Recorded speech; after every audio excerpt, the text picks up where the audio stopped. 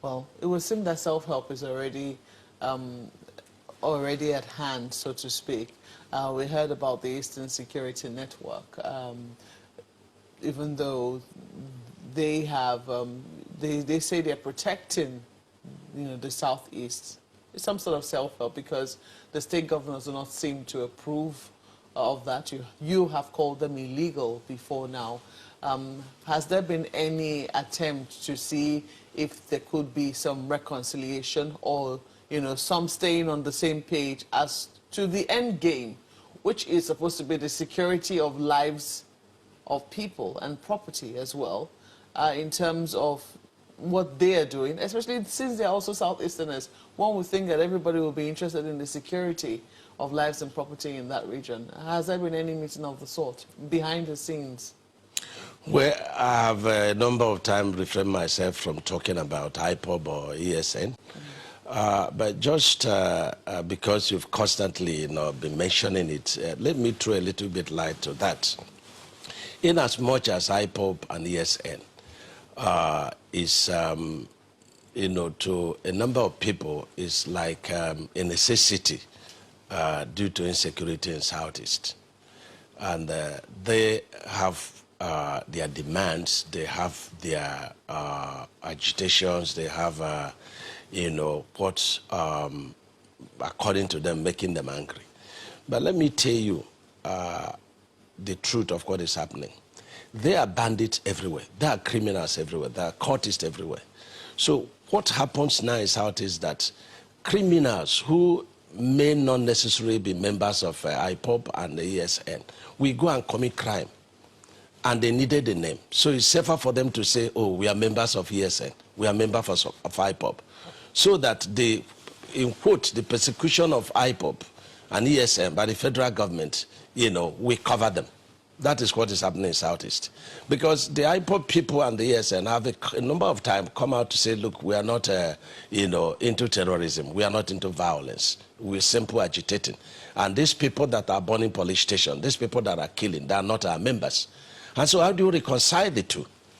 And that's the kind of self-help, that is unfolding, because somebody is killed, he cannot defend himself, and then somebody comes out to say, oh, we're going to defend you.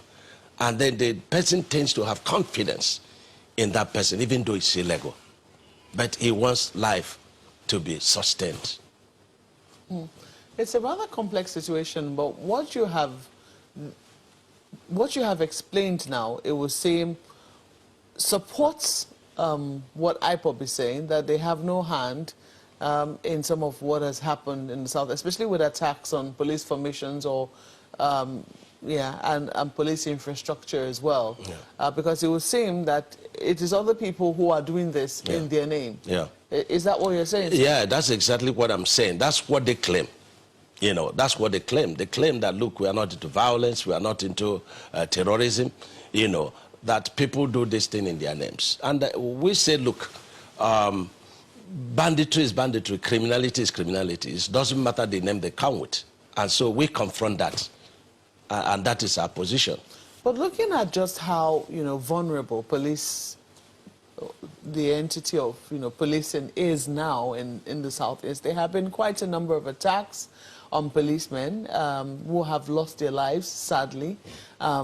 Also, situations that could degenerate into something else in the Southeast, especially where prison inmates are set free. In Imo State, over 1,800 of them were set free in one fell swoop. And that did not stop subsequent attacks in Abia, in other parts of the Southeast, as we saw, where the same style, it would seem, freeing people who were in cells and also burning down infrastructure, police infrastructure has also happened. It would seem, I don't know if this is true, you can tell us if it is, that there is some resentment against the authorities. Is that what is being reflected? Can we safely assume that that's what is being reflected in the attacks that we've seen on police formations? There is an ongoing madness all over the country right now. Where people think that they come out and then do whatever thing they like to do. I will not call it, hunger or, of such, But I listened to one former DIG, I think he was here in your studio. He was talking about the reasons for, burning down police stations and then, killing policemen. And he was saying, look, they're, supposedly, looking for Fulani police people to kill, looking for arms. I will believe that if they are looking for, Fulani policemen to kill, they have not killed them. They have killed our own people, which goes to say that he was very wrong, in what he said. This is pure criminality, because if you're looking for arms, why are you burning down police station?